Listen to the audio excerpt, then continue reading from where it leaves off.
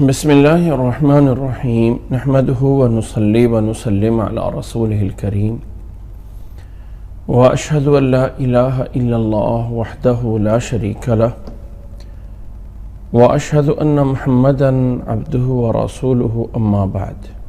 آج ہماری یہ کلاس قصص القرآن کی چوتھی کلاس ہے، اور آج ہم اپنی اس کلاس کے اندر جو موضوع پیچھے چلتا ہوا آ رہا ہے کہ اللہ تعالیٰ نے کائنات کو بنایا ہے کس طرح پکے، اور آدم علیہ السلام سے پہلے کے حالات کیا تھے، اور آدم علیہ السلام کی طرف آج کی اس کلاس میں ہم نے چلنا ہے۔ آدم علیہ السلام کے واقعے کو ہم نے شروع کرنا ہے۔ اللہ اکبر۔ آدم علیہ السلام کا واقعہ شروع کرنے سے پہلے میں تھوڑا سا خلاصہ بیان کر دینا ضروری سمجھتا ہوں کہ جو کچھ ابھی ہم نے پڑھا ہے اس کا خلاصہ کیا ہے اور ہم کہاں پہ کھڑے ہوئے ہیں۔ اللہ رب العزت نے سب سے پہلے اس کائنات کو اس انداز سے بنایا کہ اللہ رب العزت ہمیشہ سے ہے، ہمیشہ تک رہے گا۔ پھر اللہ تعالیٰ نے قلم کو پیدا کیا۔ یہ ایک رائے کے مطابق اللہ نے سب سے پہلے اپنے عرش اور پانی کو پیدا فرمایا، اور اس کے بعد اللہ تعالیٰ نے قلم کو پیدا فرمایا اور قلم سے کہا لکھ دو جو کچھ ہونے والا ہے اور جو کچھ ہو چکا ہے۔ تو قلم نے مقادیر، تقدیر، جو کچھ ہونا تھا سب کچھ لکھ دیا گیا، اور یہ زمین و آسمان کے پیدا کرنے سے 50,000 سال پہلے کی بات ہے۔ اور اللہ تعالیٰ کے ہاں جو دن کی لمبائی ہے یہ دنیا کے 1,000 سال کا اللہ کے ہاں ایک دن ہوتا ہے۔ تو اس اعتبار سے 50,000 سال پہلے اللہ تعالیٰ نے زمین آسمان سے پہلے جو ہے یہ تقدیر لکھ دی گئی۔ پھر 50,000 سال بعد زمین و آسمان بنائے گئے، اور زمین و آسمان اللہ تعالیٰ نے 6 دن میں پیدا فرمایا، جس میں سے زمین کو اللہ تعالیٰ نے 4 دن میں بنایا ہے، اور آسمان کو اللہ تعالیٰ نے 2 دن میں پیدا فرمایا ہے۔ اور 2 دن آسمان کو پیدا کرنے کے بعد پھر دوبارہ اللہ نے آ کے زمین کو انسان کے رہنے کے لیے، انسان کے لیے قابل رہائش بنانے کے لیے اس کو جو ہے وہ بنایا۔ وَالْأَرْضَ بَعْدَ ذَلِكَ دَحَاهَا أَخْرَجَ مِنْهَا مَاءَهَا وَمَرْعَاهَا۔ یہ ہے اللہ تعالیٰ کی کائنات۔ زمین و آسمان بننے کے بعد اللہ تعالیٰ نے پہلے کس مخلوق کو بنایا کیا ہے ایسا کچھ نہیں ہے، البتہ جو ہمارا مطمع نظر ہے آدم علیہ السلام کی پیدائش اور خلقت۔ تو آدم علیہ السلام جب پیدا ہوئے تو اس وقت ایک مخلوق فرشتے موجود تھے۔ فرشتے اللہ تعالیٰ کی مخلوق ہیں، اللہ تعالیٰ کے حکم کے پابند ہیں، جو اللہ تعالیٰ نے چاہا وہی وہ کرتے ہیں، ان کے اندر اللہ کی نافرمانی کا کوئی عنصر نہیں ہے۔ اور فرشتے اللہ تعالیٰ نے انہیں نور سے پیدا کیا۔ یہ نور اللہ کی ذات کا نور نہیں ہے، بلکہ اللہ کی ذات کے علاوہ ایک مخلوق نور ہے جس سے اللہ نے فرشتوں کو پیدا کیا ہے۔ اور فرشتے اتنے زیادہ ہیں کہ آسمان پہ کوئی ایک جگہ خالی نہیں ہے جس پہ کوئی فرشتہ اللہ کی عبادت نہ کر رہا ہو۔ اللہ تعالیٰ نے فرشتوں کو بہت سارے کام دیے ہوئے ہیں، اور اس کائنات کے بہت سارے کام اللہ تعالیٰ نے ان کے سپرد کیے ہوئے ہیں۔ دوسری مخلوق جو اس وقت موجود تھی وہ جن تھے۔ جن اللہ تعالیٰ نے نار سے پیدا کیے ہیں۔ نور اور نار میں ایک روشنی والی صفت جو ہے وہ ایک ہی ہے، کہ نور بھی روشنی ہے اور نار بھی روشنی پیدا کرتی ہے، لیکن یہ والی نار روشنی وہ نہیں ہے جو کہ نور کی روشنی ہے۔ تو نار سے جس مخلوق کو پیدا کیا وہ جن ہے۔ یہ جنوں میں اور فرشتوں میں ایک چیز مشترکہ ہے کہ نہ ہی فرشتے کی کوئی جسامت یعنی فکس ہے، اللہ تعالیٰ جس شکل میں چاہے ان کو وہ ڈھال سکتے ہیں، اور اسی طرح جنات بھی اپنی مختلف شکلیں ڈھال سکتے ہیں۔ اور یہ جنات جو ہیں یہ زمین پہ آباد ہیں انسانوں کی طرح، جبکہ اللہ کے فرشتے آسمان پہ ہیں، جو ان کا مرکز آسمان ہے۔ اور اللہ تعالیٰ نے یہ جنوں کو پیدا کرنے کے بعد انسانوں کے ساتھ انہیں زمین میں جو ہے وہ بھیج دیا گیا تھا۔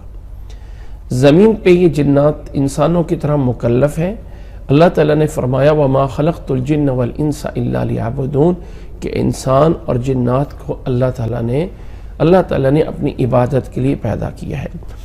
جن ایک ایسی مخلوق ہے جس کی ایک چیز مشترکہ ہے فرشتوں کے ساتھ اور ایک چیز مشترکہ ہے انسانوں کے ساتھ۔ جنوں کی جو صفت فرشتوں کے ساتھ مشترکہ ہے کہ فرشتوں کی طرح نہ وہ نظر آتے ہیں اور نہ ہی انسان اپنے حواس خمسہ سے ان کا استدراک کر سکتا ہے، وہ اللہ تعالیٰ نے جو بھی ان کو طاقت دی ہے، جس شکل میں دی ہے، جو ان کی ہے، وہ انسان سے مخفی اور پوشیدہ ہے۔ اسی طرح فرشتے بھی ہیں۔ دوسری طرف انسانوں کے ساتھ یہ صفت مشترکہ ہے کہ اللہ نے انسان کو بھی مکلف ٹھہرایا ہے اپنی عبادت کا اور جنات کو بھی مکلف بنایا ہے اپنی عبادت کا۔ اور انسانوں اور جنوں میں ایک ایسی صفت ہے جو فرشتوں میں موجود نہیں ہے، اور وہ ہے تکلف، یعنی اللہ نے انہیں اختیار دیا ہے صحیح اور غلط کے چننے کا، جبکہ فرشتوں کے لیے صحیح ہی چن لیا گیا ہے اور ان کے اندر برائی کا کوئی عنصر نہیں ہے۔ انسان اور جن یہ دو ایسی مخلوقات ہیں جو ثقلین ہیں، جو ایسی مخلوقات ہیں جسے اختیار ہے اللہ تعالیٰ نے دیا ہے کہ راستہ بتا دیا، اب اس کی مرضی ہے صحیح راستے پہ چلے یا غلط راستے پہ چلے۔ آدم علیہ السلام کا واقعہ جو ہے، جب آدم علیہ السلام کو اللہ تعالیٰ نے پیدا کرنا چاہا تو اس وقت اللہ تعالیٰ نے فرشتوں سے آدم علیہ السلام کے بارے میں بات کی۔ پھر اللہ تعالیٰ نے آدم علیہ السلام کو پیدا کیا، اور اس پیدا کرنے کے بعد پھر اللہ تعالیٰ نے آدم علیہ السلام کو جنت میں ٹھہرایا۔ پھر وہاں سے آدم علیہ السلام کو ایک لغزش کی بنیاد پہ زمین پہ اتار دیا گیا، اور اس آدم علیہ السلام کو اللہ نے فرشتوں کو جو سجدہ کروایا تھا، ابلیس نے سجدہ نہیں کیا تھا، تو ابلیس جو ہے رجیم اور دھتکارا گیا۔ یہ واقعہ قرآن مجید میں زیادہ ہائی لائٹ انداز میں 2 جگہوں پہ ہے اور باقی مختصر انداز میں اور بہت سی جگہوں پہ ہے۔ قرآن مجید کے اس طرح کے واقعات کو جو پہلے کی ہماری بحث گزری ہے کائنات کی، وہ بڑی ایک مختلف جگہوں سے لی گئی تھی، لیکن اب چونکہ ہم شروع کر رہے ہیں واقعات کو، اور ان واقعات کا مین اصل مقصد یہ نہیں ہے کہ ایز اے سٹوری جاننا، جیسے کہ سٹوری بک ہوتی ہے کہ فلاں سٹوری کیا تھی، فلاں نبی کی سٹوری کیا ہے، فلاں نبی کی سٹوری، یہ مقصد نہیں ہے۔ یہاں پہ مقصد ہے اللہ کے قرآن کو سمجھنا۔ ہم قرآن مجید کو اس سے پہلے اس کے احکامات کے اعتبار سے جان چکے ہیں کہ یہ عمل کرو، یہ نہ کرو۔ اب قرآن مجید کو سمجھنا ہے ایز اے سٹوری اور واقعات کے اعتبار سے، تو لازم ہے پہلے اس واقعے کو قرآن مجید سے پڑھا جائے۔ تو میں سب سے پہلے اس قرآن مجید کی اس واقعے کو سورۃ بقرہ سے اور سورۃ اعراف سے واقعہ آیات کو پڑھتے ہیں۔ آیات کے بعد اس واقعے کے اندر سے جو کچھ نکلتا ہے، جو ہمارے لیے سبق ہے، ان چیزوں کو بیان کیا جائے گا۔ یہاں پہ ایک بات سمجھ لیجئے، یہ جو قرآن مجید ہمارے سامنے موجود ہے، یعنی قرآن مجید جو ہمارے سامنے لکھا ہوا ہے، اس قرآن مجید میں یعنی بہت ساری جو چیزیں ہیں کی گئی ہیں، یعنی لوگوں کی آسانی کے لیے۔ مثال کے طور پہ قرآن مجید کے اندر ایک چیز ہے جسے ہم رکوعات کہتے ہیں، رکوع کہتے ہیں۔ سورۃ بقرہ کا پہلا رکوع، سورۃ بقرہ کا دوسرا رکوع، سورۃ بقرہ کا تیسرا رکوع، فلاں فلاں۔ اس سورت کے اندر اتنے رکوعات ہیں۔ یہ لفظ رکوع جو ہے، ایسا نہیں ہے کہ قرآن مجید میں نبی صلی اللہ علیہ وسلم نے باقاعدہ فکس کیا ہو یا صحابہ نے فکس کیا ہو، ایسا نہیں ہے، بلکہ یہ علماء امت نے اس اندازے سے کیا کہ کم از کم انسان نماز میں جب قرات کر رہا ہے تو اتنی جگہ پہ پہنچ کے رکوع کر لے تو یہ مناسب رہے گا۔ یہ اس انداز سے ہے۔ اسی طرح یہ سپارے ہیں، قرآن مجید میں 30 سپارے ہیں۔ یہ سپاروں کی تقسیم جو ہے، یہ بھی انسان کے جیسے انسان کا ایک ایڈریس ہوتا ہے کہ میں فلاں جگہ پہ فلاں گھر پہ رہتا ہوں، تو قرآن مجید کتنا پڑھ لیا ہے، اس انداز سے اس کو 30 سپاروں میں تقسیم کیا گیا۔ نبی صلی اللہ علیہ وسلم کے دور میں یہ سپارے، یہ رکوع موجود نہیں تھے، بلکہ نبی صلی اللہ علیہ وسلم اور صحابہ کے دور میں سورتیں تھیں۔ صورت بقرہ، صورت آل عمران، صورت النساء، صورت مائدہ، اس انداز سے صورتوں کی ترتیب چلتی تھی۔ اس لیے قرآن مجید میں کوئی انسان یہ نہیں بہانہ بنا سکتا کہ دیکھو رکوع والی پچھلی آیت یہ ہے، رکوع کے بعد والی یہ آیت نہیں ہے۔ نہیں، یہ رکوع صرف اور صرف اس لیے بنائے گئے کہ انسان جب نماز میں تلاوت کر رہا ہوتا ہے تو کم از کم یہاں سے وہاں سے جو ہے وہ رکوع کر سکے۔ اعوذ باللہ من الشیطان الرجیم، بسم اللہ الرحمن الرحیم۔ سب سے پہلے یہ واقعہ قرآن مجید میں سورت بقرہ میں بیان ہوا ہے۔ سورت بقرہ کی آیت نمبر 29 پہ آ کے رکوع جو ہے وہ ختم ہوتا ہے۔ قرآن مجید میں گوئے کہ تیسرا رکوع جو ہے وہ یہاں پہ ختم ہو رہا ہے اور چوتھا رکوع جو ہے وہ یہاں سے شروع ہو رہا ہے۔ لیکن قرآن مجید کا جو ایک مفہوم یا معنی بنتا ہے اس واقعے کے نسبت سے، وہ آیت نمبر 29 سے شروع ہو رہا ہے۔ هو الذی خلق لکم ما فی الارض جمیعا ثم استوى الى السماء فسواہن 7 سماوات وہو بکل شیء علیم۔ پیچھے اگر آیات پہ غور کریں تو اللہ تعالیٰ نے یہاں سے اپنا ایک پیغام شروع کیا تھا سورۃ بقرہ کی آیت نمبر 21 سے، یا ایھا الناس اعبدوا ربکم الذی خلقکم والذین من قبلکم لعلکم تتقون۔ اے ایمان والو، اپنے اس رب کی عبادت کرو جس نے تمہیں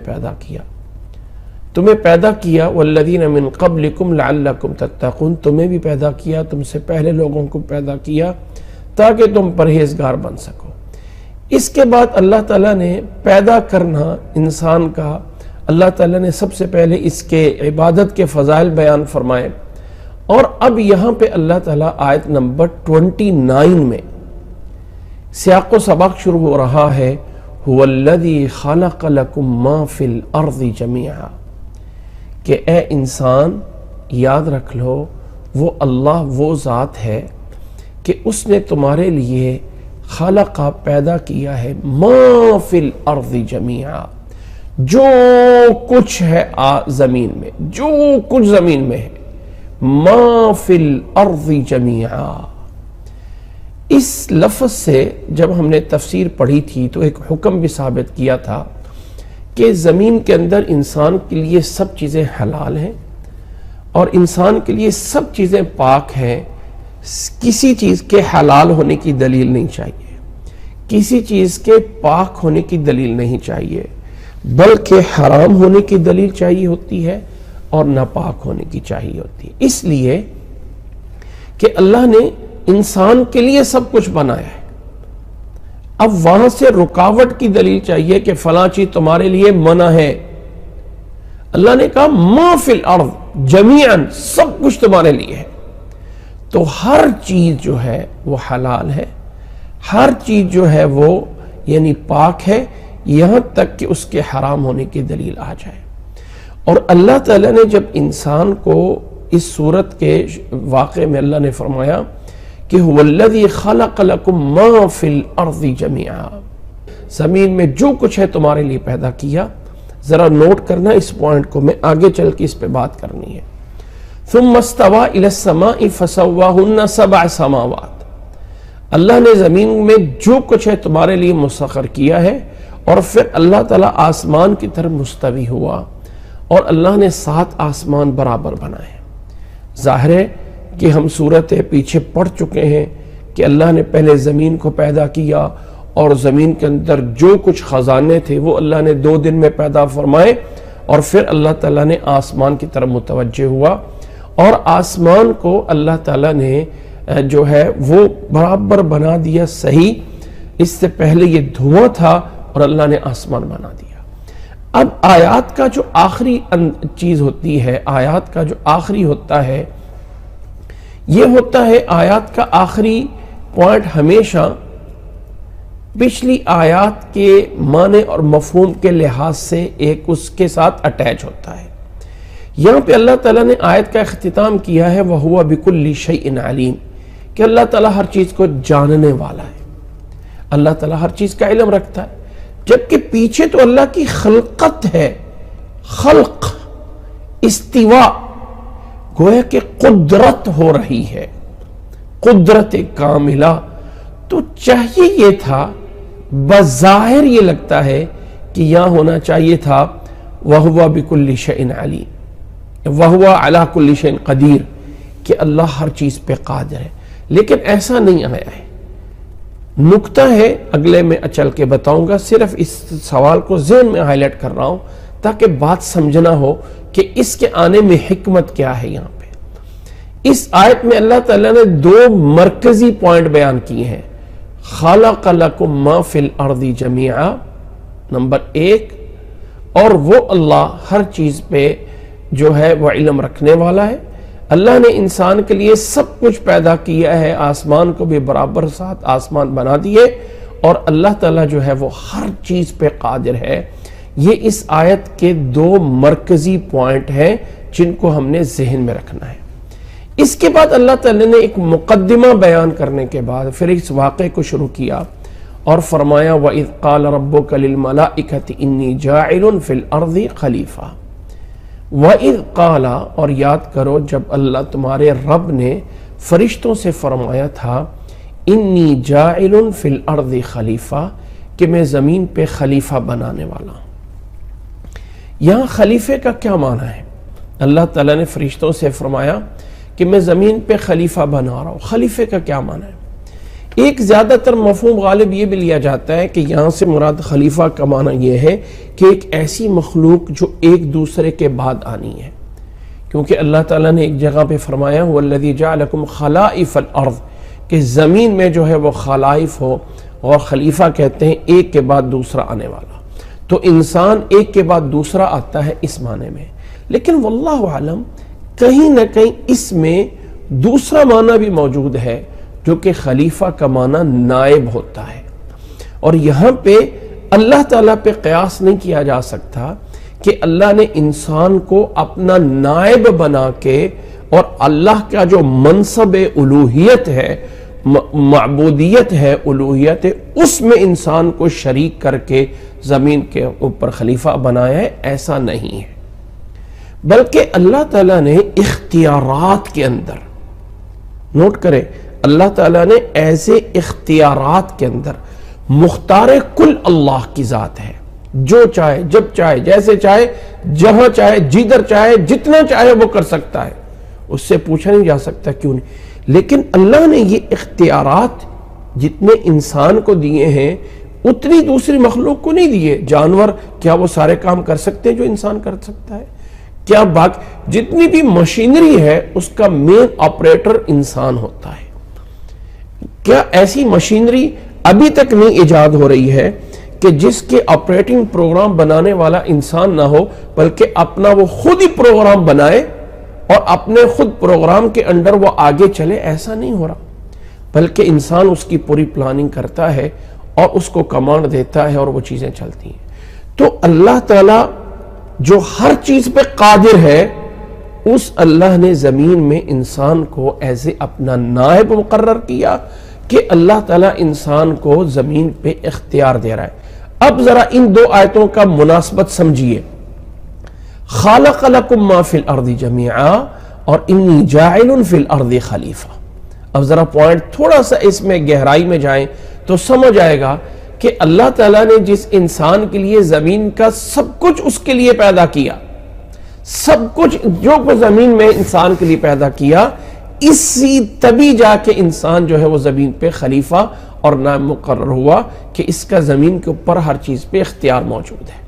یہ ایک ذرا پوائنٹ ہے، اس کو ذہن میں رکھنا چاہیے کہ اللہ تعالیٰ نے اس پہلی آیت 29 کو آدم علیہ السلام کے واقعے کے لیے بطور مقدمہ کے، بطور ایک کیسے کہتے ہیں نا کسی چیز کا دیباچہ ہے، کسی چیز کے جو ہے وہ پہلے تمہید ہے، تو آیت نمبر 29 آدم علیہ السلام کے واقعے کی تمہید ہے۔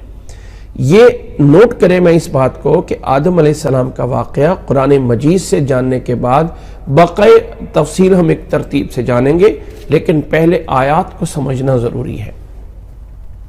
یہاں پہ اللہ تعالیٰ نے فرمایا کہ میں فرشتوں سے کہا کہ میں زمین پہ خلیفہ بنانے والا ہوں۔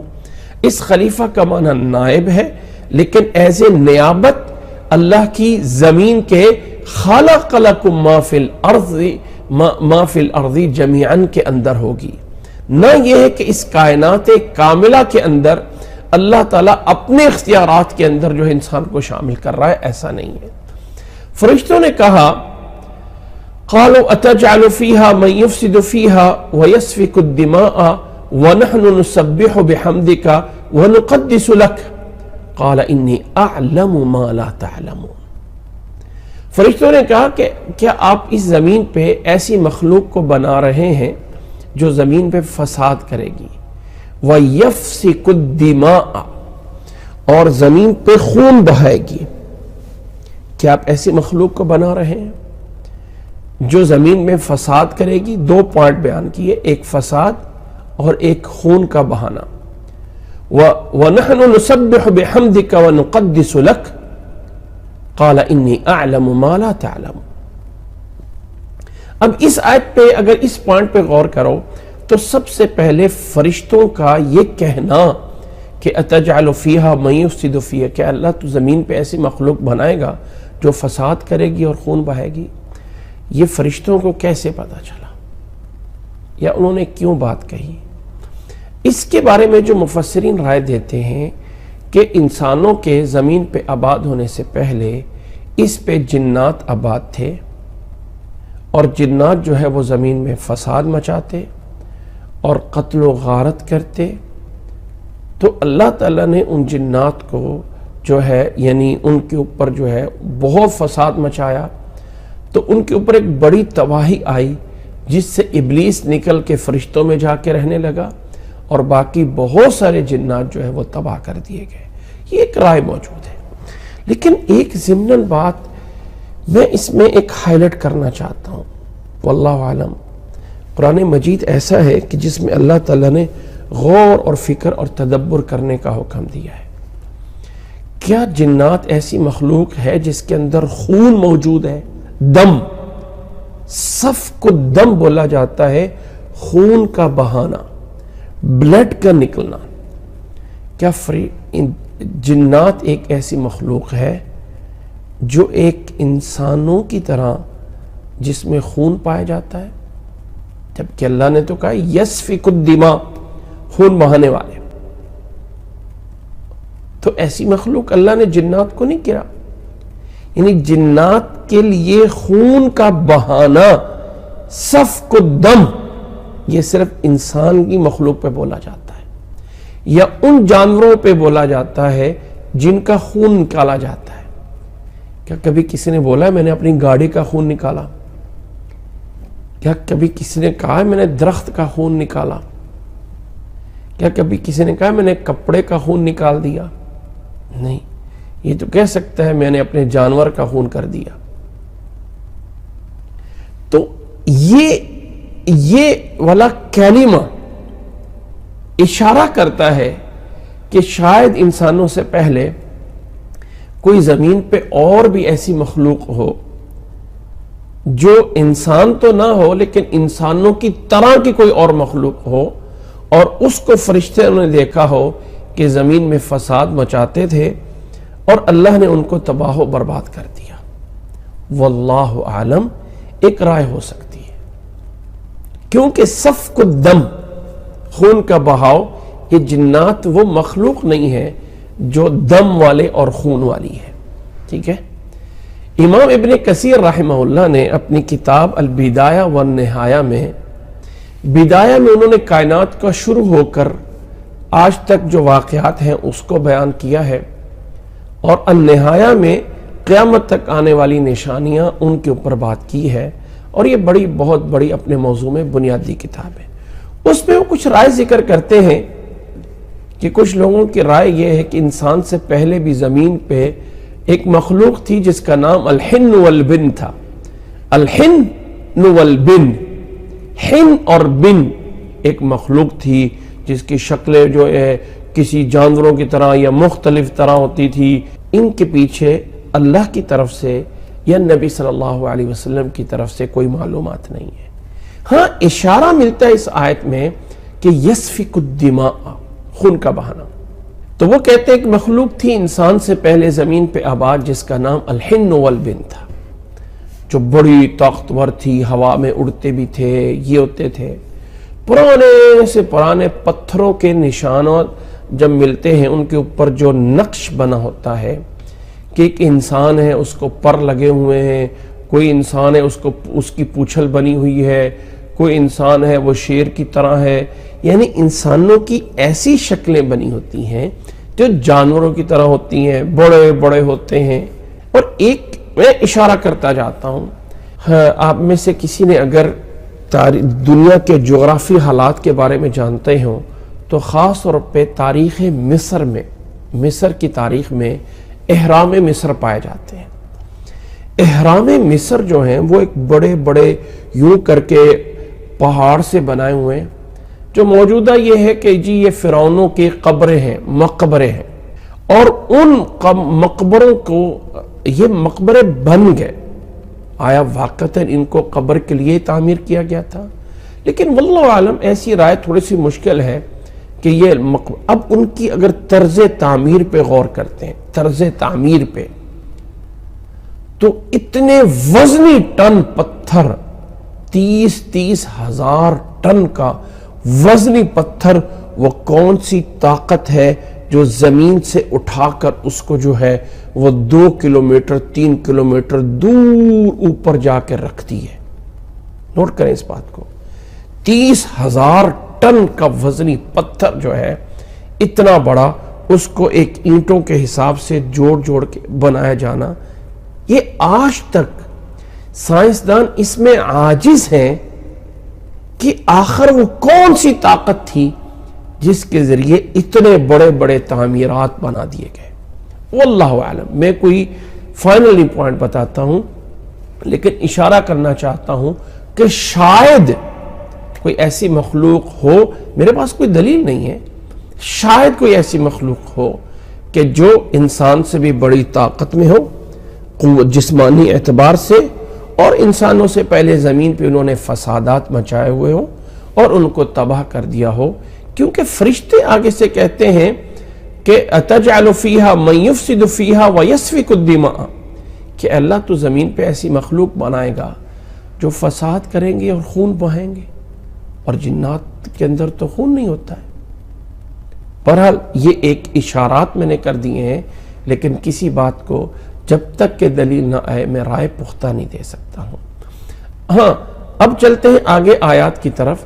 فرشتوں نے کہا کہ اے اللہ تو ایسی مخلوق کو کیوں بنا رہا ہے؟ یہ بطور اعتراض نہیں تھا، بطور اعتراض نہیں تھا، بلکہ اللہ تعالیٰ اس چیز میں ایک چیز باور کرانا چاہتا ہے کہ جو علیم ہے، عالم الغیب ہے، وہ اللہ ہے، فرشتے عالم الغیب نہیں ہیں۔ اس لیے آگے اللہ تعالیٰ نے کہا فرشتوں سے انی اعلم ما لا تعلمون، کہ فرشتوں تم نہیں جانتے ہو جو میں جانتا ہوں۔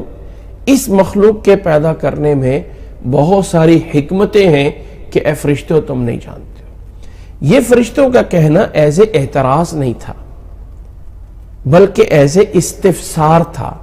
رب سے پوچھنا چاہتے تھے کہ اللہ اس مخلوق کو کس مقصد کے لیے پیدا کیا جا رہا ہے۔ تو اللہ تعالیٰ نے کہا کہ میں جانتا ہوں جو تم نہیں جانتے ہو، اور فرشتوں نے کہا اس میں وَنَحْنُ نُسَبِّحُ بِحَمْدِكَ وَنُقَدِّسُ لَكَ، اے اللہ ہم تیری حمد بیان کر رہے ہیں، نُسَبِّحُ تسبیح بیان کر رہے ہیں تیری تعریف کے ساتھ، تسبیح بیان کر رہے ہیں کہ اللہ تیری پاکی، کہ اللہ کے اندر کوئی عیب نہیں ہے۔ اور جب کسی چیز کی عظمت بیان کی جاتی ہے نا، تو اس میں دو چیزیں ہوتی ہیں، ایک یہ کہ اتنا اچھا ہے، اتنا اچھا ہے، اتنا اچھا ہے، یہ بھی خوبی ہے، اور دوسرا پہلو یہ ہوتا ہے کہ اس میں یہ بھی برائی نہیں ہے، یہ بھی نہیں ہے، یہ بھی نہیں ہے، یہ بھی نہیں ہے۔ یعنی یس اور نو دونوں کو جب اکٹھا کیا جاتا ہے تو تب جا کے بات پوری ہوتی ہے۔ لا الہ الا اللہ میں نفی ہے اور الا اللہ میں ثبوت ہے، لا الہ الا اللہ میں نو اور الا اللہ میں یس ہے۔ تو دو چیزیں، تسبیح میں اللہ تعالیٰ کی پاکیزگی، اللہ تعالیٰ پاک ہے، اللہ تعالیٰ منزہ ہے، اللہ تعالیٰ میں کوئی عیب نہیں ہے، بحمدک تعریف کے ساتھ کہ اللہ تعالیٰ میں خوبیاں ہیں، وَنُقَدِّسُ لَكَ، قدس اللہ تعالیٰ کی عظمت بیان کرنا کہ اللہ تو بہت بڑا ہے، بڑا عظیم ہے، بڑا مقام ہے تیرا۔ گویا کہ تین باتیں، تسبیح، تحمید، تقدیس۔ تسبیح کا معنی اللہ تعالیٰ کے عیب نہیں ہے، ہر طرح کے عیب سے پاک ہے۔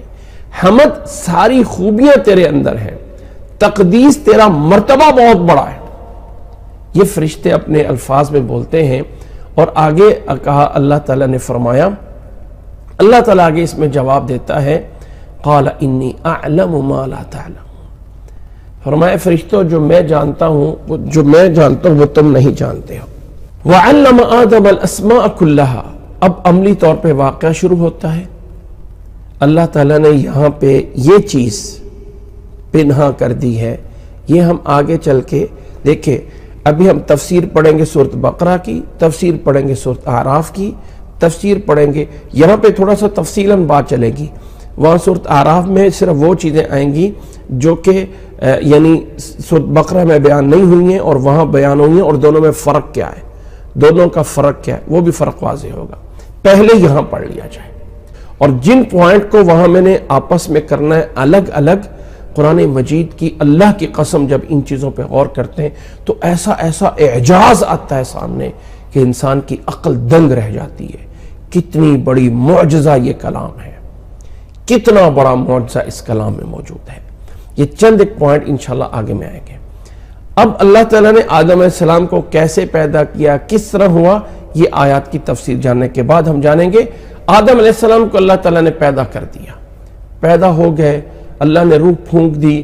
اب اللہ تعالیٰ نے آدم علیہ السلام کا یہاں اس جگہ پہ جو تذکرہ کیا ہے، فرمایا وَعَلَّمَ آدَمَ الْأَسْمَاءَ كُلَّهَا ثُمَّ عَرَضَهُمْ عَلَى الْمَلَائِكَةِ فَقَالَ أَنْبِئُونِي بِأَسْمَاءِ هَؤُلَاءِ إِن كُنتُمْ صَادِقِينَ۔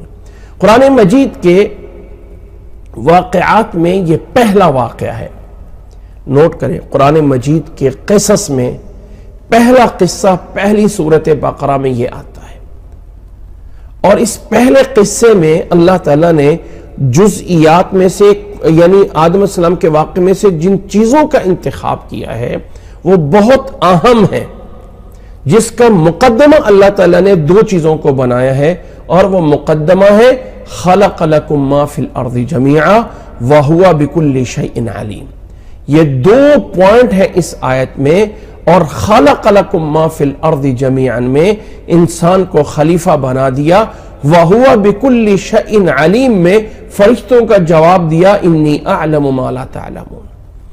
اب وہو بکل شیء علیم، نوٹ کریں، میں نے پیچھے آیت میں بتایا ہے کہ غور کرنا اس بات پہ، اللہ تعالیٰ نے پیدا کیا زمین کا سب کچھ، آسمان کو بنایا، تو وہ تو ہر چیز پہ قادر ہے، یہ آنا چاہیے، لیکن علیم کہا، وہ ہر چیز کے بارے میں جانتا ہے، کیونکہ آگے علم کی بات شروع ہو رہی ہے، اور یہ آیت ایز اے مقدمہ کے ہے، ایز اے پیش خیمہ ہے، یا ایک بنیادی پوائنٹ ہے، اجمالاً ہے، تفسیر اس کی آگے آ رہی ہے۔ اللہ تعالیٰ نے یہاں پہ فرمایا تھا وَهُوَ بِكُلِّ شَيْءٍ عَلِيمٌ، تو فرشتوں سے کہا انی اعلم ما لا تعلمون، فرشتوں جو میں جانتا ہوں وہ تم نہیں جانتے ہو۔ اب آدم علیہ السلام کو مٹی سے کیسے بنایا، فلاں کیا ہوا، یہ آگے کی آیات میں آئے گا۔ یہاں وہ مین چونکہ مقصد یہاں پہ یہ ہائی لائٹ کرنا نہیں ہے کہ اس کی جزئیات، یہاں وہ تکریم دینا ہے، یا انسان کو اللہ تعالیٰ نے دو پوائنٹ ذکر کیے ہیں، مین بنیاد چل رہی ہے، ایک خلق لکم ما فی الارض جمیعا میں انسان کا اکرام، اور وہ ہے انسان کا خلیفہ بننا، اور دوسرا اللہ تعالیٰ جو ہے وہ علیم ہے، اور اللہ نے انسان کو علم عطا کیا ہے، اس علم عطا کرنے کی بنیاد پہ انسان رب کے ہاں جو ہے بڑا مرتبہ حاصل کر رہا ہے۔ اللہ اکبر، امید ہے کہ بات سمجھ آ رہی ہوگی۔ اللہ تعالیٰ نے آگے فرمایا ہے وَعَلَّمَ آدَمَ الْأَسْمَاءَ كُلَّهَا، اللہ تعالیٰ نے آدم علیہ السلام کو سارے نام سکھا دیے، ثُمَّ عَرَضَهُمْ عَلَى الْمَلَائِكَةِ، پھر ان چیزوں کو جن کے نام سکھائے گئے تھے فرشتوں کے سامنے پیش کیا، فَقَالَ أَنْبِئُونِي بِأَسْمَاءِ هَؤُلَاءِ، فرشتوں سے کہا کہ مجھے ان چیزوں کے نام بتائیے، إِن كُنتُمْ صَادِقِينَ، اگر تم سچے ہو۔ فرشتوں نے کہا فقالوا سبحانك لا علم لنا الا ما علمتنا انك انت العلیم الحکیم. فرشتوں نے کہا سبحانک اللہ تو پاک ہے، ہمیں کوئی علم نہیں ہے، ہمیں تو صرف اتنا علم ہے جتنا تو نے ہمیں سکھایا.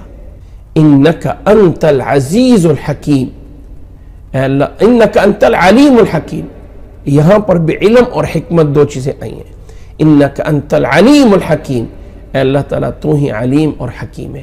یعنی فرشتے گویا کہ ایک پوائنٹ یہاں پہ الفاظ دے رہے ہیں کہ اے اللہ ہم سے زیادہ جاننے والا بھی تو ہے، اور اے اللہ یہ جو انسان کے پیدا کرنے میں حکمت ہے نا، یہ بھی تو ہم سے زیادہ جانتا ہے.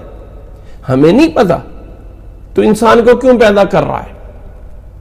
اب اللہ تعالیٰ نے انسان کو پیدا کر دیا اور چیزوں کے نام سکھا دیے انسان کو، اور فرشتوں سے کہا بتاؤ فرشتوں میں کیا پتا. اللہ تو علم والا ہے، اور تیری اس میں حکمت ہے کہ اس مخلوق کو تو علم دے رہا ہے. فرشتوں کا اعتراض نہیں.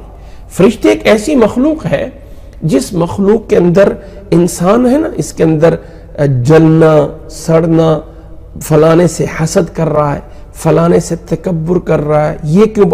اب فرشتوں کو اللہ تعالیٰ نے گناہوں سے پاک رکھا ہوا ہے. ابلیس کے اندر یہ عنصر موجود تھا، میں بڑا ہوں یا انسان بڑا ہے، وہ متکبر میں چلا گیا. لیکن فرشتوں میں عنصر نہیں، اس لیے کہا اللہ تو علیم بھی ہے اور اللہ تو اس اپنے عمل میں حکیم بھی ہے، تیری حکمتیں ہیں. اب اللہ تعالیٰ آدم علیہ السلام سے کہتا ہے قال یا آدم. یہ آیت کا ایک ایک نکتہ ہے، یعنی بہت بڑے. قال یا آدم میں بھی تھوڑا سا فرق ہے، انشاءاللہ آگے میں بیان کروں گا جب سورۃ انعام پہ جائیں گے. سورۃ اعراف میں جہاں اللہ فرمائے گا قلنا یا آدم، اور یہاں پہ فرمایا قال یا آدم، اے آدم انبئہم باسمائہم، اے اللہ بتائیے ذرا ان کو، ان کے فرمایا اے آدم بتائیے ان کو، انبئہم خبر دیجئے، باسمائہم ان چیزوں کے نام. فلما انبأہم جب آدم علیہ السلام نے ان چیزوں کے نام بتا دیے، قال تو اللہ تعالیٰ نے فرمایا الم اقل لکم انی اعلم غیب السماوات والارض وَأَعْلَمُ مَا تُبْدُونَ وَمَا كُنْتُمْ تَكْتُمُونَ. فرمایا اللہ تعالیٰ نے کہ الم اقل لکم، میں کیا تمہیں کہا نہیں کہ انی اعلم غیب السماوات والارض، کہ زمین و آسمان کی غیب صرف میں جانتا ہوں. جو چیزیں سب سے بھی پوشیدہ ہوں وہ اللہ سے کوئی چیز پوشیدہ نہیں ہے. یہاں پہ ایک پوائنٹ سمجھ لیجئے کہ ہم کہتے ہیں اللہ عالم الغیب ہے، اللہ عالم الغیب ہے، غیب پوشیدہ چیز. اب دیکھیں بہت سی چیزیں مجھ سے پوشیدہ ہیں، جو اس دیوار کے پیچھے ہے مجھے نہیں پتا پیچھے کیا، میں دیکھ نہیں سکتا، وہ مجھ سے غائب ہے. اللہ تعالیٰ جو ہے وہ، اللہ تعالیٰ سے تو کوئی چیز غائب ہے ہی نہیں ہے، اللہ تعالیٰ کے لیے تو کوئی چیز غائب نہیں ہے. اب ہزاروں دیواریں لاکھوں پردے کر لیں تو اللہ کی ذات سے تو کوئی چیز پوشیدہ نہیں ہے. تو جو دوسروں کے لیے غائب ہے، نوٹ کریں اس کا معنی کیا ہوتا ہے، جو چیز میرے اور آپ کے لیے غائب ہوتی ہے اللہ اس کو جاننے والا ہے. یہ معنی ہے اللہ کے لیے کوئی چیز غائب نہیں ہے. کائنات کا ذرہ ذرہ دریاؤں اور سمندروں کی تہ میں، اندھیروں کے اندھیروں میں اللہ تعالیٰ سے کوئی چیز پوشیدہ نہیں ہے. غائب ہے زمین و آسمان کی وہ چیزیں جو میں اور آپ نہیں جانتے ہیں، یا جو کوئی دوسری مخلوق نہیں جانتی ہے، یا انسان اپنے تمام ذرائع استعمال کر کے چیزوں کو نہیں جان سکتا، تو اللہ ان چیزوں کو جو ہے وہ جانتا ہے. یہ معنی ہوتا ہے عالم الغیب ہونے کا. تو اللہ نے فرمایا جب چیزیں بتا دیا، فرشتوں سے کہا کیا تمہیں پتہ نہیں کہ میں عالم الغیب ہوں، وَأَعْلَمُ مَا تُبْدُونَ وَمَا تَكْتُمُونَ، اور میں جانتا ہوں جو تم ظاہر کرتے ہو اور جو تم پوشیدہ کرتے ہو، میں تم سب کو جو ہے وہ جانتا ہوں. یہاں نوٹ کریں اس واقعے میں آدم السلام کا مٹی سے پیدا ہونا، کس طرح کی مٹی، کیسے، وہ یہاں پہ پوائنٹ نہیں ہائی لائٹ کیا گیا، وہ پوائنٹ آگے دوسری جگہ پہ ہائی لائٹ کیا گیا ہے. وہاں حکمت اور ہونی ہے. یہاں حکمت ان آیات میں چل رہی ہے انسان کی تکریم اور انسان کا امتیازی پوائنٹ، اور وہ دو ہیں. میں بار بار اشارہ کر رہا ہوں ان آیات میں، انسان کی تکریم اس مخلوق کی دو وجہ سے، خالق لکم ما فی الارض جمیعا، جس کا عملی اظہار انی جاعل فی الارض خلیفہ، یہ اور وَهُوَ بِكُلِّ شَيْءٍ عَلِيمٍ سے علم آدم الاسماء کلہا، کہ اللہ تعالیٰ نے انسان کو تکریم دو پوائنٹوں میں دی ہے۔ عالم ہے، اچھا بتاؤ کون سا جانور انسان کی طرح بڑا عالم بن سکتا ہے؟ بڑا عالم، بہت بڑی انفارمیشن، بڑی سے بڑی چیزوں کی اپنے دماغ میں جتنا انسان سمو سکتا ہے اتنا کوئی نہیں کر سکتا۔ تو وہ دو پوائنٹ یہاں چل رہے ہیں۔ پہلے میں نے بتایا تھا آیت نمبر 29 آدم علیہ السلام کے اس واقعے کا مقدمہ ہے۔ اب آگے اللہ تعالیٰ نے کہا فرشتوں سے کہ میں جانتا ہوں جو تم نہیں جانتے ہو۔ اب دوبارہ پھر واقعہ پھر وہیں پہ چل رہا ہے فرشتوں سے عظمت دینے کے لیے، اور اللہ نے فرمایا وَإِذْ قُلْنَا لِلْمَلَائِكَةِ اسْجُدُوا لِآدَمَ فَسَجَدُوا إِلَّا إِبْلِيسَ۔ اللہ نے فرمایا کہ ہم نے جب فرشتوں سے کہا وَإِذْ قُلْنَا، اور جب ہم نے کہا فرشتوں سے اسجدوا، سجدہ کرو لآدم، آدم علیہ السلام کے لیے، فسجدوا، انہوں نے سجدہ کیا، الا ابلیس، سوائے ابلیس کے، ابا واستکبر، اس ابلیس نے ابا انکار کیا، استکبر تکبر کیا، وکان من الکافرین، اور وہ ہو گیا کافرین میں سے، کافروں میں سے۔ کن دو وجہ سے؟ دو گناہ کیے اس نے، ایک انکار کیا سجدے سے اور ایک اس نے تکبر کیا، دو۔ یاد رکھ لیں ایک پوائنٹ یہاں پہ، قرآن مجید میں یہ واقعہ جتنی جگہوں پہ بھی بیان ہوا ہے ان میں سے ایک چیز آئی ہے، یا تو ابا یا استکبرا۔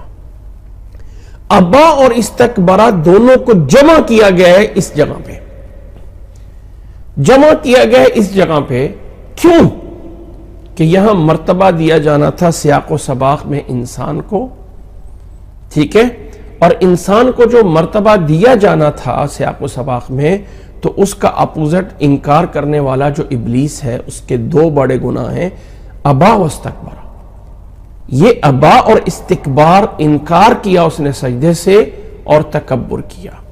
تکبر اس کی تفاصیل دوسری جگہ پہ آتی ہیں آیات میں، ہم ساری آیات ہم نے پڑھنی ہے اسی انداز سے۔ وَكَانَ مِنَ الْكَافِرِينَ، ہو گیا وہ کافرین میں سے۔ وَقُلْنَا يَا آدَمُ اسْكُنْ أَنْتَ وَزَوْجُكَ الْجَنَّةَ، ہر ایک لفظ پہ غور کرنا ہے۔ وَقُلْنَا، ہم نے کہا، ہم نے کہا، وَإِذْ قُلْنَا لِلْمَلَائِكَةِ، ٹھیک ہے، یہ سب غور کرنا ہے۔ قَالَ يَا آدَمُ أَنْبِئْهُمْ بِأَسْمَائِهِمْ، یہ نکتے آتے ہیں ہر ایک کے اندر، جو بات ہے آگے انشاءاللہ تعالی بات اس میں ہوتی ہے۔ فرمایا ہم نے کہا اے آدم اسکن انت وزوجک الجنہ، جاؤ ٹھہرو تم اور تمہاری بیوی جنت میں۔ اب یہاں پہ یہ تفصیل نہیں بیان ہوئی کہ آدم علیہ السلام کو پیدا مٹی سے کیسے اور حضرت حوا کو کیسے پیدا کیا گیا، کب پیدا کیا گیا، کوئی تفصیل نہیں، وہ آگے آ جائے گی۔ یہاں صرف یہ وہ انسان کا، پہلے اول انسان کا وہ مقام بیان ہو رہا ہے۔ یہ آدم علیہ السلام کا واقعہ نہیں، یہ پہلے تمام واقعات کی ایک تمہید ہے، پہلا واقعہ ہے اور انسان ہے۔ وہ ہے کہ یہ اشارہ ہے اس طرف کہ یہ قرآن مجید جو کتاب اللہ کی نازل کی گئی ہے، اس میں پہلا واقعہ، پہلی صورت میں یہ جو آ رہا ہے، یہ ہے کتاب چونکہ انسان کا بیان ہے، انسان کو کیسا ہونا چاہیے، تو اس لیے پہلے انسان کو مراتب کیا کیا ملے بیان۔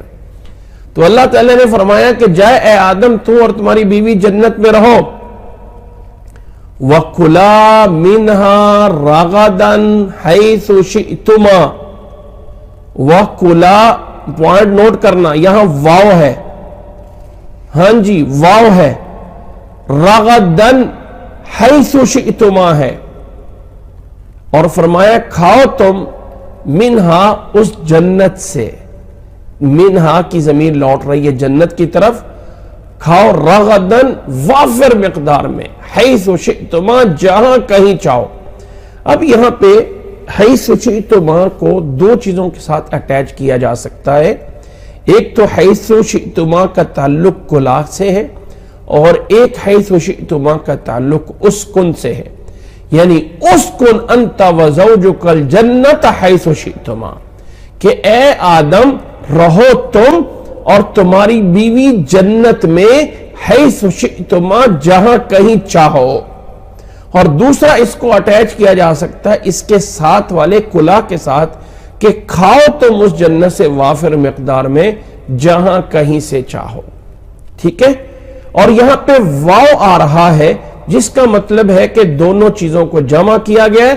سکونت اور عقل دو چیزیں ہیں، سکن اور کھانا، یعنی سکونت اور عقل دونوں کام ہے تمہارے لیے. یہ ہے اسکنو بھی تم کر سکتے ہو، سکونت پذیر بھی کر سکتے ہو اور کھا پی بھی سکتے ہو. رغدن کا تعلق دونوں پوائنٹ سے ہو سکتا ہے، کلا کے ساتھ بھی ہو سکتا ہے اور اسکن کے ساتھ بھی ہو سکتا ہے. رہو تم اور تمہاری بیوی جنت میں جہاں کہیں چاہو. حیثم کا معنی شئتما، شئتا جیسے ہم کہتے ہیں نا انشاء اللہ، اگر اللہ نے چاہا، تو شاء جو ہے اس سے شئتما تم دونوں نے چاہا. حیثو جہاں کہیں، یہ حیثو جو ہے وہ ظرف ہے. ظرف ہوتا ہے نا، جیسے ہم کہتے ہیں وقت بیان کرنے کے لیے کوئی لفظ یا جگہ بیان کرنے کے لیے کوئی لفظ، تو حیثو جو ہے یہ ظرف مکان ہے. ظرف مکان. اب گویا کہ آیت کا مفہوم یہ بنتا ہے کہ رہو تم جنت کی جس جگہ میں چاہو رہو. اور دوسرا معنی یہ بھی بن سکتا ہے کہ کھاؤ جنت کی جس جگہ سے کھاؤ. لیکن اگر آپ نتیجہ نکالیں تو انسان کھاتا وہیں سے ہے جہاں سے رہتا ہے. ٹھیک ہے. رہتا تو وہیں ہے، کھائے گا نا، رہے گا تو کھائے گا، کھائے گا تو رہے گا. تو اس کا دونوں کے ساتھ بھی تعلق ہو سکتا ہے کہ جنت میں جہاں چاہو جہاں جا کے رہو اور جہاں سے چاہو جا کے کھا سکتے ہو. دونوں پوائنٹوں میں جو ہے واو ہے. اور اس واو کا معنی ہوتا ہے، اچھا یہ میں کیوں کہہ رہا ہوں؟ اس لیے کہ جب میں نے اگلی آیات بیان کرنی نا، وہاں پہ فرمایا ہے، یہ فرمایا کہ فَقُلَا رغد، فَقُلَا فاو آتی ہے، تو وہاں میں نے فا کی وجہ بیان کرنی. پہلے واو کا پتہ ہوگا تو فا جا کے سورۃ اعراف میں سمجھ سکیں گے نا. تو فرمایا کہ گویا کہ جب اگر آپ کسی سے کہتے ہیں کہ آؤ، یعنی ادخل وکل، ادخل وکل، داخل ہو جاؤ اور کھاؤ، تو اس کا مطلب ہے کہ دونوں کام تیرے لیے صحیح ہیں، داخل بھی ہو جاؤ اور کھاؤ بھی. لیکن اگر آپ کسی کو کہا جائے نا ادخل فکل، داخل ہو جاؤ اور پھر کھاؤ، تو یہاں پہ کھانے کا فکس کر دیا جاتا ہے داخل ہونے کے بعد. تو آیت تقاضا یہ کرتی ہے کہ اے آدم، جنت میں رہنا بھی تیرا حق ہو گیا ہے اور جنت سے کھانا بھی تیرا حق ہو گیا ہے. جہاں چاہو جو کام پہلے کرو، چاہے پہلے کھانا کھاؤ یا پہلے رہو، دونوں کام تمہارے لیے برابر ہیں، رہنا بھی اور کھانا بھی. اور حیث شئتما، جہاں تک. اب آگے اللہ نے فرمایا وَلَا تَقْرَبَا هَذِهِ الشَّجَرَةَ، اور اس درخت کے قریب نہیں جانا. اس درخت کے قریب نہیں جانا.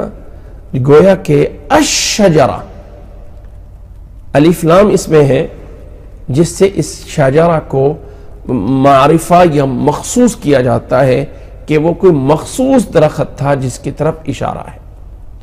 اس میں اشارہ جو ہوتا ہے، اشارہ ہمیشہ کیا جاتا ہے ایک ایسی چیز کی طرف جس میں جو ہے یعنی جس میں آگے والا جان رہا ہو کہ یہ ہے. فرمایا وَلَا تَقْرَبَا هَذِهِ الشَّجَرَةَ، اور تم دونوں آدم اور حوا دونوں قریب نہ جانا اس درخت کے. فَتَكُونَ مِنَ الظَّالِمِينَ، یہ فا جو ہے نتیجے کے لیے ہے.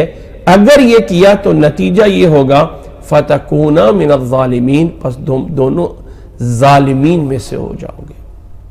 یہاں پہ ایک پوائنٹ سمجھ لیجئے کہ ظلم صرف اس کا نام نہیں ہے کہ جاؤ دوسرے کی گردن اڑا دو، دوسرے کا ہاتھ کاٹ دو، دوسرے کا جو ہے وہ یہ کر دو. ظلم وہ نہیں ہے. وہ بھی ظلم ہے کہ دوسروں کو مارنا، دوسروں کے اوپر زیادتی کرنا، لیکن ایک بڑا ظلم یہ بھی ہے کہ انسان اللہ کی نافرمانی کرے، اللہ کی نافرمانی کرے۔ اور قرآن مجید میں یہ کتنی جگہوں پہ بھرا پڑا ہے مفہوم کہ وما ظلمونا ولکن کانوا انفسهم یظلمون، کہ یہ لوگوں نے اپنے آپ پہ ہی ظلم کیا، اپنے آپ پہ ہی ظلم کیا۔ لیکن اس واقعے میں اشارہ کرنا مقصد ہے کہ ظلم جو ہے یہ نہیں ہوتا ہے صرف کہ دوسروں کو مارنا، جو نماز نہیں پڑھ رہا وہ ظلم کر رہا ہے، جو اللہ کا حکم کوئی بھی نہیں مان رہا وہ ظلم کر رہا ہے، جو کوئی دوسرے غلط کام کر رہا ہے وہ ظالم ہے۔ ظالم سب سے بڑا ظلم جو ہے، ان الشرک لظلم عظیم، سب سے بڑا ظلم جو ہے وہ اللہ کے ساتھ کسی کو شریک ٹھہرانا ہے۔ یہ آدم علیہ السلام کا پیغام پہنچا، یعنی اللہ کا پیغام پہنچا آدم علیہ السلام کو۔ فَأَزَلَّهُمَ الشَّيْطَانُ عَنْهَا، ازل، لفظ اللہ تعالیٰ نے بولا فا یعنی اس کے بعد، یعنی یہ پہلے پیغام اللہ کا ہو چکا تھا، اس کے بعد ازلہما، پھسلا دیا ان دونوں کو الشیطان نے، عنہا اس درخت کے بارے میں۔ عنہا کی ضمیر کا مرجع جو ہے وہ الشجرہ ہے، الشجرہ عنہا یہ اس کے بارے میں۔ فَأَزَلَّهُمَ الشَّيْطَانُ عَنْهَا، پس شیطان نے پھسلا دیا ان دونوں کو، عنہا اس درخت کے بارے میں۔ تو یہاں پہ ایک بات سمجھ لے کہ فَأَزَلَّ یہ زلہ سے نکلا ہے، اور عربی میں جو زے اور لام ہوتا ہے نا، زے، را اور زا، جیسے ہم کہتے ہیں الف با تا ثا جیم ہا خا دال زال، یہ دال اور زال الگ ہے، اور آگے ہے را اور زا۔ یہ جو زا اور لام ہے، زا اور لام، یہ جو زلہ بولا جاتا ہے، اس کے ساتھ اگر تین حرف مشترکہ، تین، یہاں پہ غور کریں۔ اب ہم اکثر ہو سکتا ہے ان تینوں کے بارے میں غور ہی نہ کریں اور تینوں کو جو ہے پڑھ لیں۔ یہ تین انداز سے اگر میں اس کو کرتا ہوں، ذرا یہ دیکھیے ان تین الفاظ میں فرق کیا ہے۔ ایک لفظ میں لکھ دیتا ہوں، ایک لفظ میں لکھ دیتا ہوں ضاد اور لام سے، ضاد اور لام سے، یہ بھی ظلہ ہے، اور ایک میں لکھ دیتا ہوں ذال اور لام سے، یہ بھی ظلہ ہے، اور ایک میں لکھ دیتا ہوں زا اور لام سے۔ اب یہ تینوں جو ہیں، یعنی یہ کلمات کو شاید ہم اردو میں یعنی اپنے اس پڑھنے میں تلفظ ہم ایک انداز کا ہی کریں کہ یہ بھی ہے ظلہ، اور ذال کے ساتھ ذلہ، اور زا کے ساتھ جو ہے زلہ۔ یہ جو زا ہے، یہ جو باقی جگہ ہے، فرق ہے ان کا، ضاد کے ساتھ ہو جائے تو گمراہ ہونا، زال کے ساتھ ہو جائے تو ذلیل ہونا، اور اگر زا کے ساتھ ہو جائے اس کا معنی ہے پھسلنا۔ یعنی مرتبہ دیکھیے، زا، ٹھیک ہے، آگے جو ہے زال لگا لو یا ضاد لگا، پھر جو ہے یعنی دوسرے نمبر پہ زال، اور تیسرے نمبر پہ ضاد۔ اب یہ ضاد بولے یا ضاد بولے، جو بھی بولے، میں صرف یہاں پہ میرا مقصد اس کا اناؤنسمنٹ نہیں کرنا، یعنی اس کا جو ہے پروننسیشن یا اس کا تلفظ بتانا مقصد نہیں ہے، مقصد یہاں پہ اس فرق کو واضح کرنا ہے معنوی لحاظ سے، کہ تین حرف ہیں، بظاہر بولنے میں فرق ان کے اس جڑ سے آتا ہے کہ یہ زا سے ہے، زال سے ہے اور ضاد سے ہے۔ اگر زا سے ہے تو اس کا معنی ہے صرف پاؤں پھسل جانا، یہ بھی زلہ ہے، اور اگر زال کے ساتھ ہے ہاں تو یہ ذلیل ہونا ہے، کہ جیسے اللہ تعالیٰ نے یہود کے بارے میں فرمایا ہے، یعنی بہت سی جگہ پہ کہ ان کے اوپر ذلت جو ہے وہ ڈال دی گئی، وَضُرِبَتْ عَلَيْهِمُ الذِّلَّةُ، اور ظَلَّ ظالین سے ہے گمراہ ہونا۔ تو یہاں پہ آدم علیہ السلام کے لیے جو اللہ تعالیٰ نے لفظ استعمال کیا ہے، جو اللہ تعالیٰ نے آدم علیہ السلام کے لیے لفظ چنا ہے، اس میں اللہ تعالیٰ نے زا والا چنا ہے، ضاد والا یا ذال والا نہیں چنا، اور جس کا نتیجہ یہ نکلتا ہے کہ آدم علیہ السلام کو اللہ تعالیٰ نے اس گناہ کو لغزش یعنی چھوٹا گناہ کہا ہے۔ اس میں کوئی شک نہیں کہ اللہ تعالیٰ کے ہاں وہ آدم علیہ السلام قیامت والے دن جب امت کے لوگ جا کے ان کے سامنے یعنی آدم علیہ السلام سے فرمائیں گے کہ اے آدم تو پہلا اول البشر ہے، اے آدم ہماری سفارش کروا دے اللہ تعالیٰ کے ہاں کہ حساب و کتاب شروع ہو جائے، تو وہاں آدم علیہ السلام معذرت کریں گے اور اپنا یہی گناہ ذکر کریں گے۔ لیکن اللہ تعالیٰ نے یہاں سیاق میں سورۃ بقرہ کے شروع میں جب یہ واقعہ بیان ہو رہا ہے تو یہ کتاب انسان کی ہدایت کے لیے ہے، اور جب انسان کی ہدایت کے لیے یہ کتاب ہے تو اس انسان کا پہلے مرتبہ بتانا ضروری ہے۔ تو اللہ نے انسان کا جب مرتبہ بتانا چاہے نا تو ان چیزوں کو ہائی لائٹ کیا جو اس کی عظمت والی ہے کہ اللہ نے اسے خلیفہ بنایا۔ اب یہ جو خلیفہ والی بات ہے، انی جاعل فی الارض خلیفہ، قرآن مجید میں کہیں پر بھی آدم علیہ السلام کے واقعے میں نہیں بیان کیا گیا، صرف سورۃ بقرہ میں کیا کیا ہے، صرف سورۃ بقرہ میں کیا گیا ہے، باقی سورۃ اعراف میں، سورۃ طٰہٰ میں کہیں پہ بھی نہیں، سورۃ صاد میں کہیں پہ نہیں بیان ہوا۔ جو استخلاف اور خلیفہ بننے والی بات ہے وہ یہاں پہ بیان ہوئی ہے سورۃ بقرہ میں، کیونکہ عظمت دینا ہے۔ اب یہاں پہ آدم علیہ السلام کی جو غلطی یا گناہ ہے وہ اللہ تعالیٰ نے یہاں سے چھوٹا بنایا ہے اور نسبت اس کی ہے شیطان کی طرف۔ فرمایا فَأَزَلَّهُمَ الشَّيْطَانُ عَنْهَا، شیطان نے انہیں پھسلا دیا، فَأَخْرَجَهُمَا مِمَّا كَانَ فِيهِ۔ یہاں پہ ایک نکتہ ہے، اشارہ میں کر دیتا ہوں، ویسے یہ بات میں نے کئی دفعہ بتائی ہے کہ جنت سے نکالا تو انہوں نے اللہ نے تھا نا، قَالَ اخْرُجْ مِنْهَا اخْرُجُوا مِنْهَا، لیکن یہاں اللہ نے اس کو نسبت اپنی طرف نہیں کی، بلکہ اس خروج کی نسبت بھی شیطان کی طرف کی ہے۔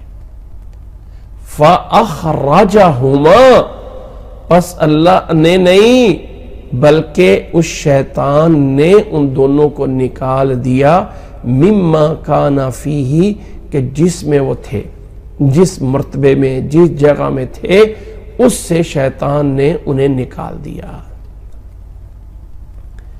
اللہ تعالیٰ سب کچھ کرنے والا ہے، لیکن اللہ تعالیٰ نے اپنی ذات کا ایک ادب سکھایا ہے۔ جب ہم کہتے ہیں نا صراط الذین انعمت علیہم غیر المغضوب علیہم ولا الضالین، تو ہم ایک بات کرتے ہیں، اور ہم یہ بات یہ کرتے ہیں کہ اے اللہ راستہ ان لوگوں کا ہمیں دکھا دے جن پر تو نے انعام کیا ہے، جن پر تو نے انعام کیا ہے۔ ہم یہ نہیں کہتے کہ یہ اللہ تعالیٰ انعام کرنے والا ہے، اور آگے اللہ تعالیٰ نے فرمایا صراط الذین انعمت علیہم غیر المغضوب، اب غضب بھی تو اللہ نے کیا ہے نا، میرا اور آپ کا غضب کرنا کوئی حیثیت نہیں رکھتا ہے، لیکن اللہ جس پہ غضب کر دے اسے کوئی بچا نہیں سکتا ہے۔ تو اللہ تعالیٰ نے اس غضب کو صیغہ مجہول کے ساتھ ذکر کیا، مغضوب، حالانکہ ترتیب یہ ہونی تھی کہ صراط الذین انعمت علیہم غیر الذین اغضبت، لیکن ایسا نہیں کہا، غیر المغضوب بولا۔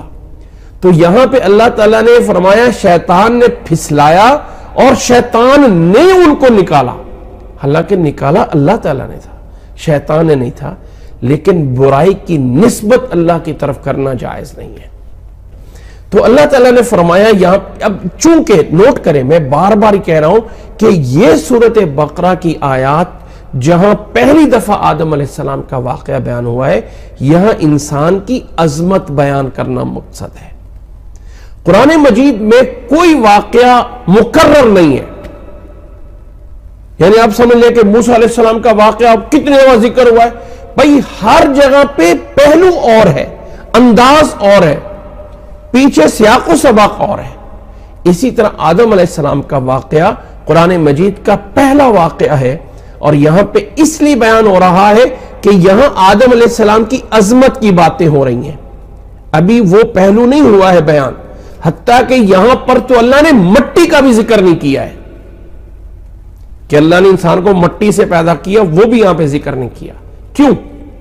واللہ عالم، حکمت کیا ہے کہ اللہ تعالیٰ نے مقدمہ یہ قائم کیا ہے کہ خالق لکم ما فی الارض جمیعا، اور انی جاعل فی الارض خلیفہ، یہ مقدمہ ہے. اب اگلے پوائنٹ انسان کے عظمت کے ہے جب، تو یہاں پہ مٹی سے پیدا ہونا وہ آگے والی آیات میں آئے گا، لیکن یہاں پہ وہ مقصد نہیں ہے. یہاں پہ ان آیات میں مقصد ہے انسان عظیم ہے، اور اللہ نے کہا فرشتوں سے انی اعلم ما لا تعلم. یہ وہ عظمت کے لیے جو کتاب اللہ تعالیٰ نے بیان کی ہے قرآن مجید، یہ اس کی ابتدا سورۃ بقرہ پہلا واقعہ آدم علیہ السلام کا ہے. تو اللہ تعالیٰ نے فرمایا یہاں پہ فَأَزَلَّهُمَا الشَّيْطَانُ عَنْهَا فَأَخْرَجَهُمَا مِمَّا كَانَ فِيهِ. نوٹ کرنا ہے آگے چل کے دوسری جگہوں پہ جو الفاظ آئیں گے ان میں بہت بڑا وَقُلْنَا اهْبِطُوا بَعْضُكُمْ لِبَعْضٍ عَدُوٌّ. اللہ اکبر. ذرا یہاں پہ غور کر لیں کہ پیچھے اللہ تعالیٰ نے کہا ہے فَأَخْرَجَهُمَا، شیطان نے نکالا، اور یہاں پہ اللہ تعالیٰ نے فرمایا یعنی وَقُلْنَا، اور ہم نے کہا اہبطوا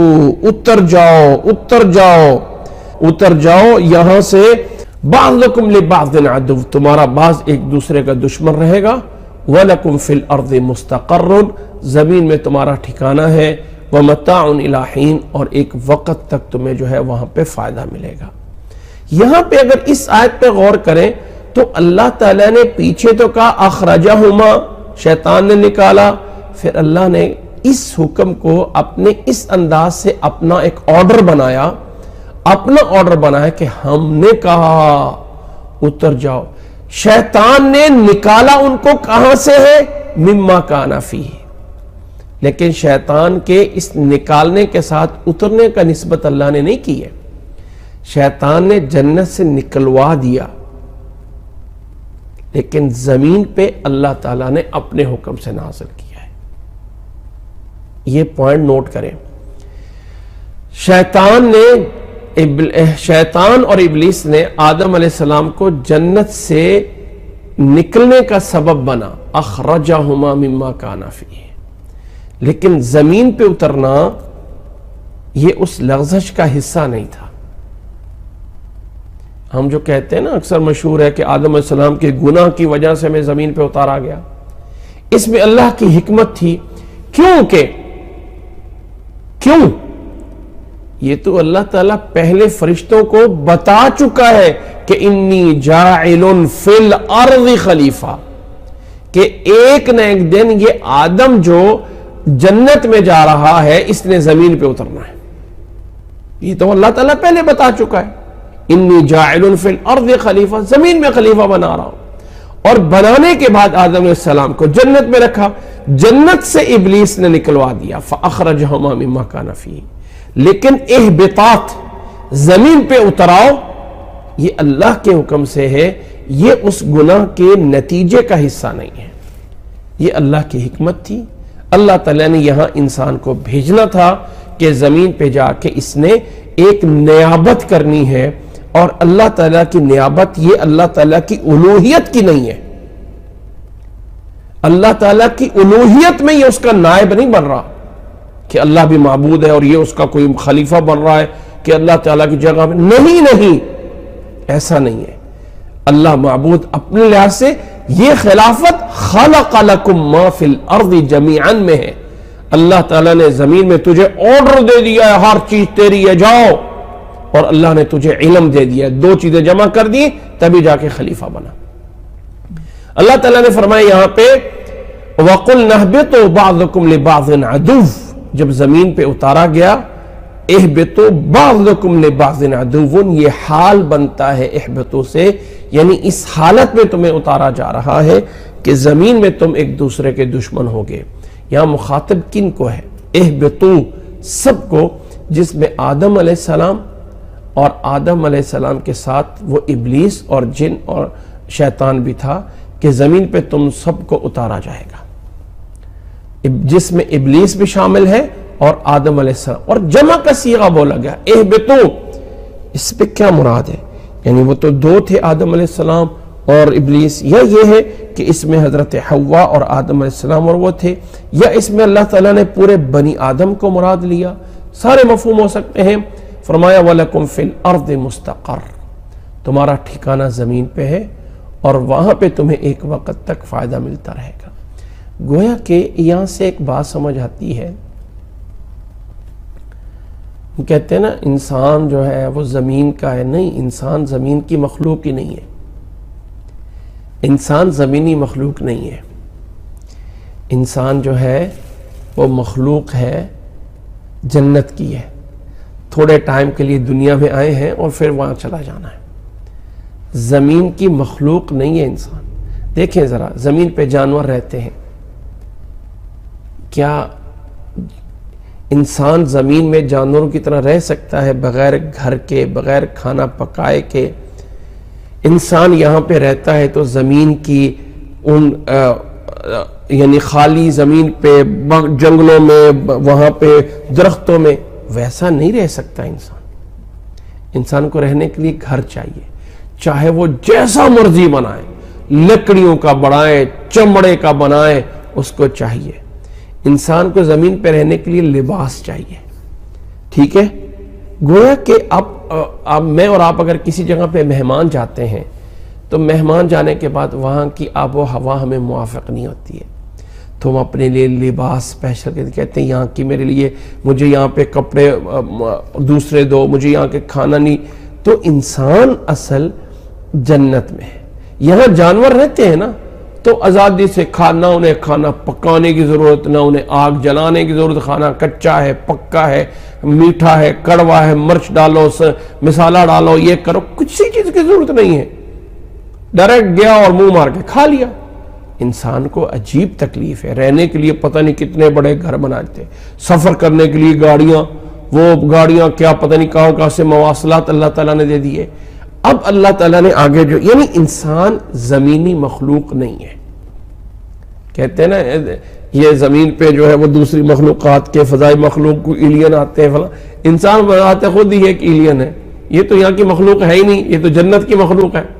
اللہ نے فرمایا وہاں تھوڑی دیر کے لیے رہو اور پھر تمہیں تھوڑا سا وہاں فائدہ ملے گا اور پھر واپس بھی آنا ہے، وہاں پہ تم نے واپس بھی آنا ہے۔ تو اللہ تعالیٰ نے آگے فرمایا فَتَلَقَّى آدَمُ مِن رَبِّهِ كَلِمَاتٍ۔ اب اس بات کو ہائی لائٹ کیا کہ آدم علیہ السلام اپنے رب کی طرف سے کلمات انہیں حاصل ہوئے، اللہ تعالیٰ کی طرف سے القاء ہوا، فتاب علیہ، اللہ تعالیٰ نے ان کے گناہ کے معاف، اللہ تعالیٰ نے گناہ معاف کر دیے۔ انہ هو التواب الرحیم، انہ هو التواب الرحیم۔ اچھا اب ذرا غور کیجئے گا آیت نمبر 37 اور آیت نمبر 36، اللہ تعالیٰ نے فرمایا اہبطوا بعضکم لبعض عدو ولکم فی الارض مستقر ومتاع الی حین۔ یہاں اس آیت سے ایک کہیں بھی اشارہ مل سکتا تھا کہ اس اہبطوا میں آنے والے جو ہیں دو مخلوق، ایک انسان اور ایک ابلیس، شاید برابر کے ہو گئے ہیں زمین پہ، تو اللہ تعالیٰ نے فوری بتایا نہیں ابلیس اور ایسا نہیں ہے۔ آدم علیہ السلام کو اللہ تعالیٰ نے کلمات سکھا دیے اور اللہ تعالیٰ نے ان کی توبہ قبول کر لی۔ یہ والا کلام اس آیت نمبر 36 سے ضمناً ایک بات سمجھ آ سکتی تھی کہ زمین پہ جب اتارا گیا تو ابلیس اور انسان برابر ہو گئے، اہبطوا بعضکم لبعض عدو ولکم، تو اللہ نے فوری پہلے اس ذہن میں آنے والے اشکال کا جواب دے دیا اور فرمایا فتلقى آدم من ربه کلمات فتاب علیہ انہ هو التواب الرحیم۔ اچھا آگے جو ہے پھر وہی آیت نمبر 36 والا دوبارہ سے مفہوم، قلنا اهبطوا منها جميعا فإما يأتينكم مني هدى فمن تبع هدايا فلا خوف علیہم ولا هم يحزنون۔ اب یہاں پہ آیت نمبر 36 میں اور آیت نمبر جو ہے وہ 38 میں آخر اہبطوا تو پیچھے ذکر ہو چکا ہے، دوبارہ اس کو کیوں ذکر کیا گیا؟ قرآن مجید میں یہ تکرار کیوں، کس وجہ سے اس چیز کو مقرر کیا؟ میری بات پتہ نہیں میں سمجھانے کی کوشش کر رہا ہوں۔ اصل مقصد یہ ہے کہ یہ آیات ہم نے سمجھ لیں گے تو واقعے کو سمجھ لیں گے. ہمارا مقصد ایز اے سٹوری بک نہیں ہے. سٹوری تو سنے تو ایسی فلمیں بھی بنی ہوئی مل جائیں گی جو آدم علیہ السلام کی زندگی پہ ہوں گی. قصص القرآن کا مقصد ہے قرآن مجید کی آیات میں بیان کردہ اس معنی اور مفہوم کو سمجھنا. یہاں پہ اللہ تعالیٰ نے فرمایا قُلْنَا اهْبِطْ مِنْهَا جَمِيعًا، جاؤ تم زمین پہ سب اتر جاؤ. گویا کہ یہاں پہ اللہ تعالیٰ نے صرف اترنے کا ذکر کیا اور انسان کو عظمت دے دی جو اصل اس کی طرف اجماع. اب یہاں اگلی آیت میں اترنے کا مقصد بیان ہو رہا ہے. قُلْنَا اهْبِطُوا مِنْهَا جَمِيعًا، اتر جاؤ یہ جميعاً یہاں سے، یعنی فَإِمَّا يَأْتِيَنَّكُم مِّنِّي هُدًى، اب میری طرف سے تمہارے پاس ہدایت آئے گی. فَمَن تَبِعَ هُدَايَ فَلَا خَوْفٌ عَلَيْهِمْ وَلَا هُمْ يَحْزَنُونَ. یہ آیت اس بات کی دلیل ہے، آیت نمبر 38 اس بات کی دلیل ہے کہ یہ جو قلنا اور اہبتو جمع اہبتو ہے، اس سے مراد ذریت آدم اور آدم ہے اور ابلیس کی ذریت ہے.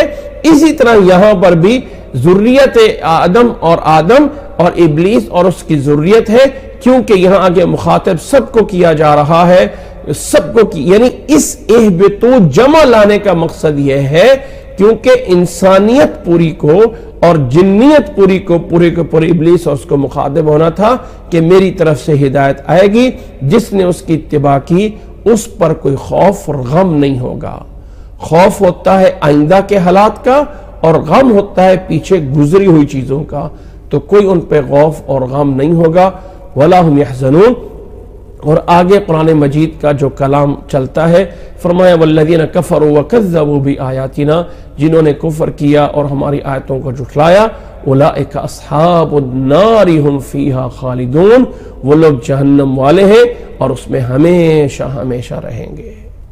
یہاں آ کے واقعہ جو ہے وہ آیت نمبر 39 میں جو ہے آ کے پورا ہوتا ہے جو آیات ہم سمجھنا چاہتے ہیں. آج ہم اسی پہ اکتفا کرتے ہیں کہ ہم اس واقعے میں داخل ہو گئے. نوٹ کریں، میں دوبارہ بتا رہا ہوں کہ یہ کلاس ایز اے سٹوری بک نہیں ہے کہ ہم اس میں جو ہے وہ سٹوری ذکر کر دیں اس طرح مٹی سے پیدا ہوا. مقصد ہے قرآن مجید کو سمجھنا. لہٰذا ہر واقعے کی جب تک ہم آیات نہیں سمجھ سکیں گے تب تک ہم اس واقعے کے مقصد کو اور تہ میں نہیں پہنچ سکیں گے. اللہ سے دعا ہے کہ اللہ ہمیں سمجھنے کی اور اللہ تعالی ہمیں ایمان لانے کی توفیق عطا فرمائے.